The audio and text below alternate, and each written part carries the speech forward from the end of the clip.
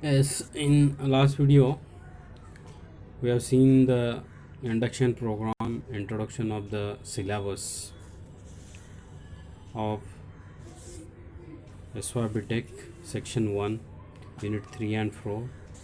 Now we are going to the syllabus of SYB Tech section 2. The units are 5 and 6. These 5 and 6 units are important. This section 2 is important for SYB Tech syllabus.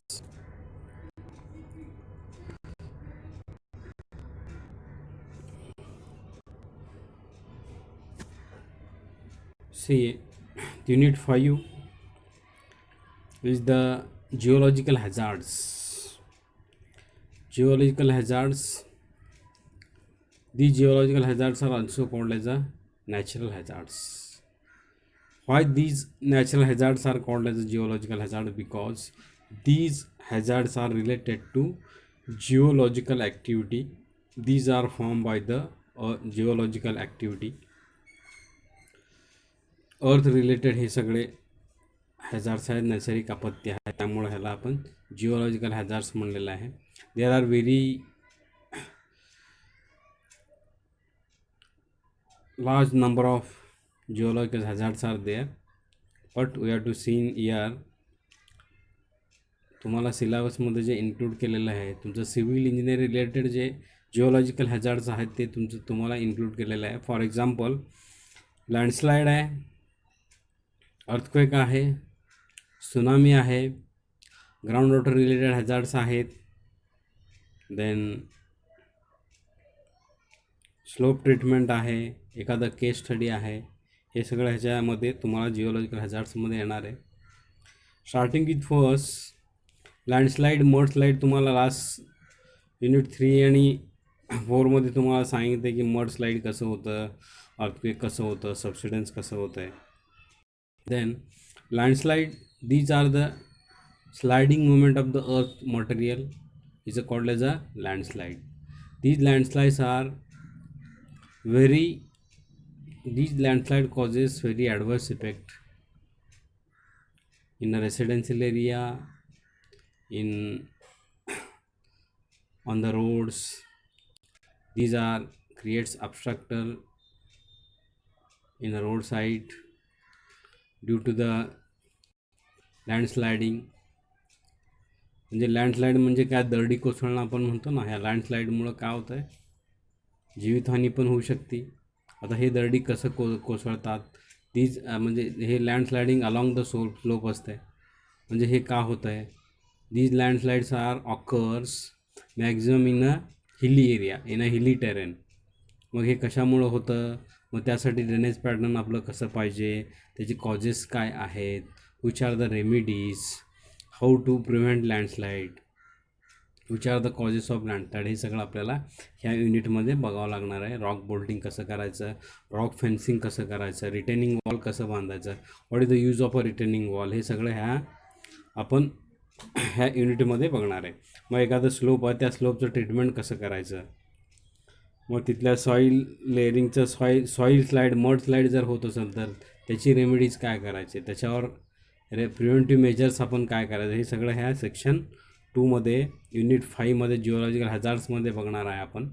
Second geological hazards is the earthquake, tsunami, earthquake in the sea is called as a tsunami. Earthquake means it is a sudden movement of the earth surface is called as a earthquake. म्हणजे जमिनीला हादरे बसतात, जमीन हलती, जमिनीचं movement होत आहे, म्हणजे आपण अर्थक्वेक म्हणतो. There are various reasons.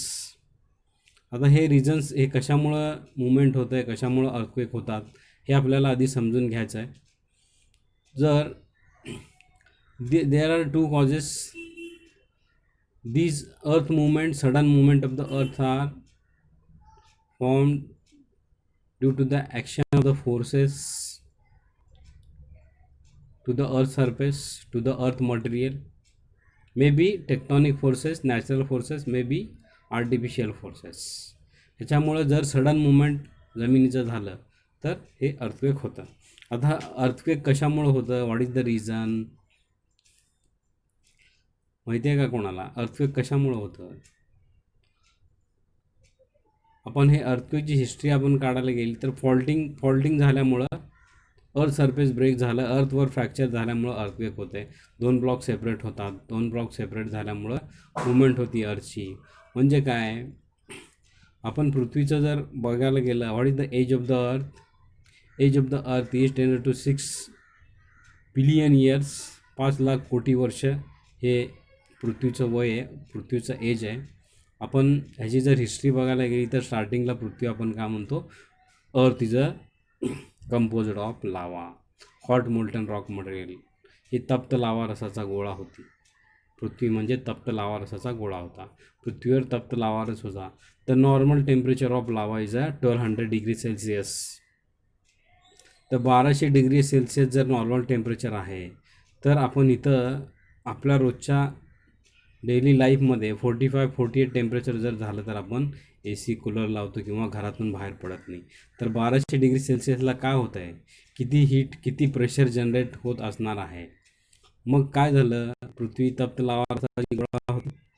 त्यानंतर कालांतरानं जो वरचा भाग आहे सरफेस, वरचा भाग कूल होत गेला, थंड होत गेला. आपण सध्या कुठं आहे, थंड झालेल्या पार्टवर आहे, पृथ्वीच्या थंड झालेल्या पार्टवर आहे. अर्थ सरफेस जे थंड कूल झालेलं आहे त्याच्यावर आपण आहे. आपल्या ह्याच्या खाली, जमिनीच्या खाली, बिलो द अर्थ सरफेस हा अजून लावा घुसमळतो आहे. हा तप्त लावा जमिनीखाली आहे. त्याचं मी तुम्हाला सांगितलं 1200 degree Celsius is the normal temperature. तर एवढं टेम्परेचर कंडिशन्स हाय असते तर काय होणार आहे, प्रेशर जनरेट होणार आहे. त्या टेम्परेचर कंडिशनमुळे प्रेशर जनरेट होणार आहे. ते प्रेशर वर यायला बघणार आहे. फॉर एक्झाम्पल, आपल्या घरात जसं प्रेशर कुकर असतं, प्रेशर कुकर आपण लावतो, त्याच्यामधनं आपण स्टीम वगैरे बाहेर येते का नाही, वरची जी शिट्टी जे वाजते त्याच्यामधनं स्टीम बाहेर येते का नाही, तसं हे खाली लावावर जे घुसमळत असतं आहे त्याचं टेम्परेचर, हाय टेम्परेचर कंडिशन्समुळं प्रेशर जनरेट होत आहे. आणि एखादं वीक झोन अर्थ सरफेसचा सापडला तर ते वर यायला बघणार आहे. वर येतं आहे हे pressure in the form of a waves वर येतं, जमिनीवर येतं. आणि युनिफॉर्म अर्थ सरफेस, हे जे युनिफॉर्म अर्थ सरफेस असते, because of the pressure generated below the earth surface, त्यामुळं हे काय होतं, 2 ब्लॉक सेपरेट होतात. 2 ब्लॉक जेव्हा सेपरेट होतात तेव्हा मुवमेंट होती आणि आपल्याला अर्थक्वेक जाणवतो. Sudden movement of the earth surface आपण म्हणतो आणि अर्थक्वेक होतं. आता ह्या अर्थक्वेकचे वेगवेगळे टाईप्स आहेत. शॅलो अर्थक्वेक आहे, डीप अर्थक्वेक आहे आणि इंटरमिजिएट अर्थक्वेक आहे. आपण ह्या डे टू डे लाईफमध्ये जसं रोज अर्थक्वेक होत असतात, रोज अर्थक्वेक ॲक्टिव्हिटी होती, ह्या 3 टाईपमधलं कुठलं तरी एखादं अर्थक्वेक होतं आहे. आपल्याला कुठलं अर्थक्वेक समजणार आहे, जे शॅलो अर्थक्वेक आहे. शॅलो अर्थक्वेक 2 ते 5 किलोमीटरपर्यंत होतं आहे below the earth surface. Deep earthquake below 70 किलोमीटरच्या खाली जे अर्थक्वेक होतात ते डीप अर्थक्वेक आहेत. आणि ह्या दोन्हीमध्ये जे अर्थक्वेक होतात ते इंटरमिडिएट टाईपमध्ये येतात.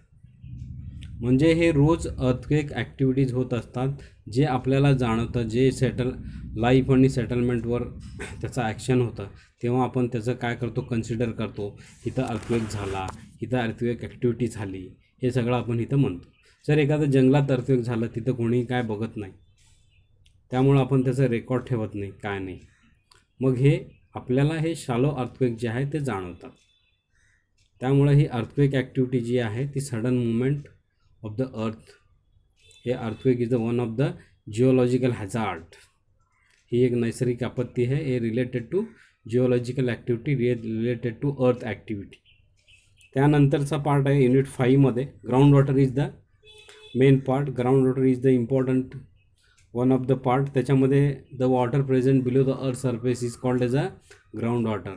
मग हे ग्राउंड वॉटरचा ऑकरन्सेस, ह्याचं डेप्थ, ह्याचं storage, which rocks are favorable for groundwater storage, which rocks are aquifer bearing rocks, हे सगळं तुम्हाला माहिती असायला पाहिजे. As an a civil engineer तुम्हाला सेफ कन्स्ट्रक्शन द्यायचं असेल, सस्टेनेबल कन्स्ट्रक्शन जर द्यायचं असेल तर तुम्हाला ग्राउंड वॉटरचं नॉलेज असणं महत्त्वाचं आहे. कुठल्या रॉकमध्ये ग्राउंड वॉटर स्टोरेज जास्त होतं आहे, कुठल्या रॉकमध्ये ग्राउंड वॉटर स्टोरेज कमी होतं आहे. मग फाउंडेशन डेप्थला कुठलं रॉक आहे त्यावरनं आपण वे टू डिसाईड. मग आपण ते जर तिथं ग्राउंड वॉटर ऑकरन्स असलं एखाद्या फाउंडेशनमध्ये तर आपण त्याच्यावर रेमेडी शोधायला पाहिजे. त्याच्यावर रेमेडी आपण हे करून ते आपण कन्स्ट्रक्शन व्यवस्थित करायचं. जर रेमेडीज नाही केलं तर काय होणार आहे, dangerous to your construction your project. This is about unit 5. Unit 6 contains the rock masses, rock material. This unit is also called as a construction material, is a building stone. Building stone म्हणजे काय असणार आहे, the material which used in the construction is called as a building stone. Building construction मध्ये जे material आपण वापरतो त्याला building stone म्हणतो. These building stones are these are selected from the rock material. हे रॉक मटेरियल कुठले कुठले, igneous, sedimentary and metamorphic. जे अवेलेबल आपल्या एरियामध्ये जे अवेलेबल कंडिशनमध्ये जे मटेरियल आहे त्याच्यापासून आपण जेव्हा इकॉनॉमिक सेफ आणि सस्टेनेबल स्ट्रक्चर देतो तेव्हा तुमचं सिव्हिल इंजिनिअरिंग स्ट्रक्चर इकॉनॉमिक होणार आहे, सस्टेनेबल होणार आहे अवेलेबल मटेरियलमध्ये. मग अवेलेबल मटेरियलमध्ये जर आपल्याला द्यायचं असेल तर you have to know the properties of building stone. You have to identify, तुमच्याकडे स्किल पाहिजे बिल्डिंग स्टोन आयडेंटिफाय करायची. How to identify the building stone हे सगळं तुमच्याकडं पाहिजे. त्याच्याशिवाय तुम्ही स्टेबल, सेफ आणि इकॉनॉमिक सिव्हिल इंजिनिअरिंग प्रोजेक्ट तुम्ही देऊ शकत नाही. हे बिल्डिंग स्टोनचं मग आता त्या अवेलेबल एरियामध्ये कुठलं बिल्डिंग स्टोन अवेलेबल आहे त्यानुसार आपण त्या बिल्डिंगचं डिझाईन, त्या बिल्डिंगचं स्ट्रक्चर आपण डिझाईन करायचं आहे. आणि तुमच्या कस्टमरला, एखाद्या गव्हर्मेंट एजन्सीला आपण economic civil engineering construction, civil engineering project आपण करून द्यायचं आहे. आणि ह्या बिल्डिंग स्टोनचं आयडेंटिफिकेशन, ह्याचे प्रॉपर्टीज म्हणजे वेगवेगळे प्रॉपर्टीज आहेत. ह्याचे स्ट्रेंथ प्रॉपर्टीज वेगळे आहेत, जिओलॉजिकल प्रॉपर्टीज वेगळे आहेत, त्यांनी जनरल प्रॉपर्टीज वेगळे आहेत. मग एखादा मटेरियल आपण यूज करणार आहे त्याचं स्ट्रेंथ काय आहे, त्याचं पोरस आहे का परमिएबल आहे, त्याचं हार्डनेस किती आहे, कॉम्प्रेसिव्ह स्ट्रेंथ किती आहे, हे सगळं तुम्हाला तिथं हे फोर्सेस सगळे बघावं लागणार आहे. त्या बिल्डिंग स्टोनचं तुम्हाला माहिती असावं लागणार आहे, त्याचा हार्डनेस किती आहे. त्यावरनं तुम्ही ते मटेरियल यूज करून इकॉनॉमिक आणि स्टेबल सस्टेनेबल बिल्डिंग तुम्ही सिव्हिल इंजिनिअरिंग प्रोजेक्ट तुम्ही कस्टमरला किंवा गव्हर्मेंट अथॉरिटीला किंवा तुमच्या एजन्सीला देऊ शकता. मग ह्याच्यानंतर कुठले रॉक्स किंवा कुठलं बिल्डिंग मटेरियल वेदरिंगला सपोर्ट करतं आहे, कुठल्या मटेरियलची झीज होत आहे, कुठल्या मटेरियल विंड ॲक्शन होत आहे, वॉटर ॲक्शन होत आहे, हे सगळं आपल्याला माहिती असायला पाहिजे. हे रॉक प्रॉपर्टीज, बिल्डिंग स्टोनच्या प्रॉपर्टीज आपल्याला माहिती असायला पाहिजे. मग त्यामुळं तुम्हाला हे रॉकचं क्लासिफिकेशन ह्याच्यामध्ये माहिती असायला पाहिजे. मग जेव्हा आपण बिलो द अर्थ सरफेस, जेव्हा फाउंडेशन डेप्थचा विचार करतो, फाउंडेशन डेप्थला रॉक मटेरियल कुठलं आहे, कोर लॉगिंग कसं घेतलं जातं, कोर लॉगिंग कसं केलं जातं, मग रॉक क्वालिटी डेस्टिनेशन कसं केलं जातं, मग कोर लॉग घेऊन आपण त्या एरियाचं फाउंडेशन डेप्थ आपण कसं काढतो, हे सगळं ह्याच्यामध्ये ह्या युनिट 6मध्ये तुम्हाला असणार आहे. Unit 5 and 6. 5 is a geological hazard, 6 is a building material, construction material, building stones, properties of the good building stones. चांगले बिल्डिंग स्टोनसाठी प्रॉपर्टीज कुठले हे तुम्हाला माहिती. रॉक क्वालिटी डेसिग्नेशनमध्ये तुम्हाला एखाद्या एरियाची below the earth surface foundation depth किंवा एखाद्या रॉकची आपण क्वालिटी काढलं जातं. हे पर्सेंटेजमध्ये काढलं जातं. हे पर्सेंटेज अबोव 50% हे प्रिफर केलं जातं. Above 50% is a good.